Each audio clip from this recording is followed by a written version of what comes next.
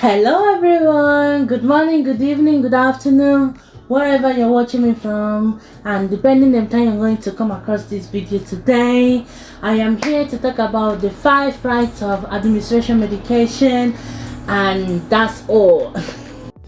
So let's go through the 5 rights of medication. We have, and the first one we have patient, the second one we have time, dose, route, medication, and documentation. Yes, I said 5, but actually there are more than 5. But the most important one is right patient, right time, right dosage, right route, and right medication. But let's not forget about right documentation, right to refuse, and other rights as well. But these 5 ones are the most important thing we look at when we are giving medication or administering medication to a patient. Okay, so let's go into details. So right patient, which is the first one, we want to make sure that we're giving the correct medication to the right patient. So by doing that, we need to ask the patient to confirm his name or her name, or date of birth or year of birth, to make sure that we're giving the right medication to the right patient. And of course, where the patient cannot speak or cannot talk or has a slurred speech or a dysphagia, then we go by the wristband. We make sure we administer the right medication to the right patient. It's very, very important. Okay, so let's go into details. So right patient, which is the first one, we want to make sure that we're giving the correct medication to the right patient. So by doing that, we need to ask the patient to confirm his name or her name, or date of birth or year of birth, to make sure that we're giving the right medication to the right patient. And of course, where the patient cannot speak or cannot talk or has a slurred speech or a dysphagia, then we go by the wristband. We make sure we administer the right medication to the right patient. It's very, very important. Okay, so the next one is right time. We make sure we are giving the proper medication at the proper appropriate time. So let's say, let's take for example aspirin. We know we need to give this aspirin in the space of 24 hours. Always make sure to check the last dose of the aspirin when given.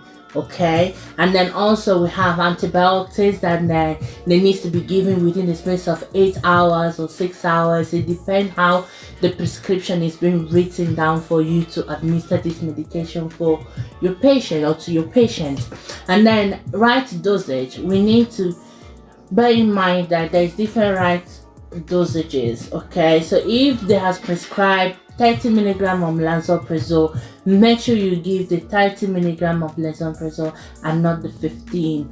Okay, and for example paracetamol, so the dosage of paracetamol varies depending on the kilogram of the patient. So if you see a patient that is weighing 39 kg, come on, you don't give the 1000 gram of paracetamol. You give 500 milligram of paracetamol, isn't it? Yeah, but if you see any patient that is way above 50 to 60, then yes, is where you give the whole dosage, which is 1 gram of paracetamol. Okay, so please be mindful of the dosage that you use. So the next one is also the right medication. Now we really need to be mindful of what type of medication we're giving to our patients.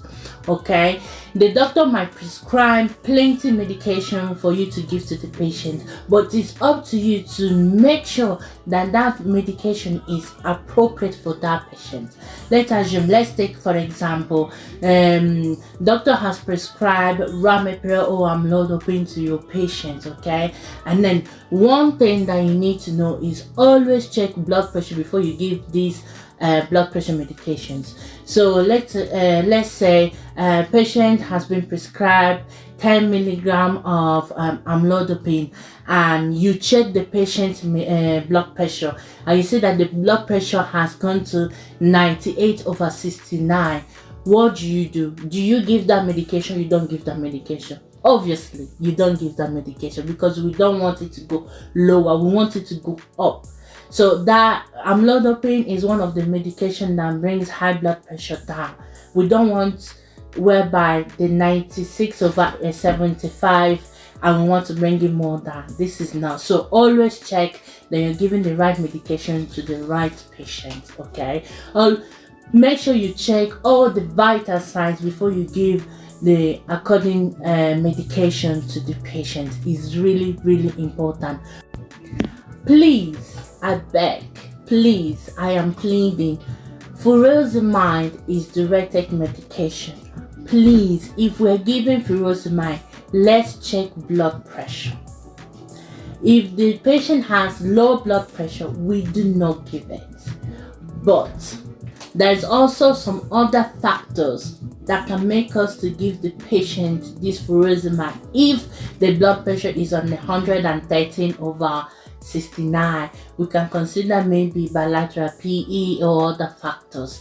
So please always check the right medication for the right patients. Okay, all right. And finally, the right routes. Now let's talk about right routes. We have oral, we have sublingual, buccal, we have transdermal, we have topical, we have nasal, we have otic. We have different types of oral medications. Okay, so let's talk about orally. So orally is where you swallow the tablets, or when you have aspirin. Aspirin, we dissolve it in the water and you drink it. So anything that goes through your mouth is orally. Then sublingual is a type of another medication that you put under your tongue and then it dissolves. Okay, and that is the one. And then we have transdermal. So that one is a patch. A patch you stick here and you stick here. Like for example, a nicotine patch.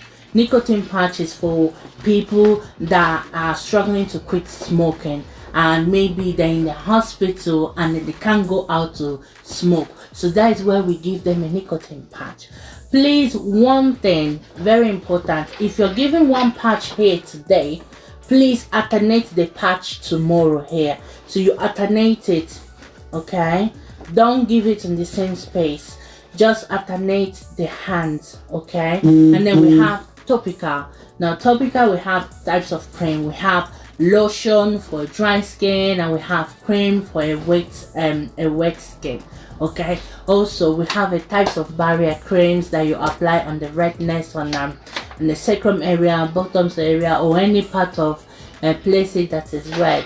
And also for a scratchy skin as well, we have cream that you can apply to it as well. And nasal, so nasal is all this nasal spray that goes through your mouth and through your nose. Okay, so don't forget. And also otic is eardrops. Okay, so that's it. Stay tuned for the next time because I'm going to talk about something very important. All right, okay, and today marks the final lesson for the 5 rights of administration medication. Okay, if you like this video, please share to your friends, share to your platform. Also give me a like, okay, and comment on the comment section. If you want me to bring another topic for you, please use the comment section to leave what type of topic you want me to bring into. But I promise you, the next time I'm going to come, I'm going to tell you another type of route that we have for the medication. Okay, stay tuned. I love you guys. I love you. Bye bye.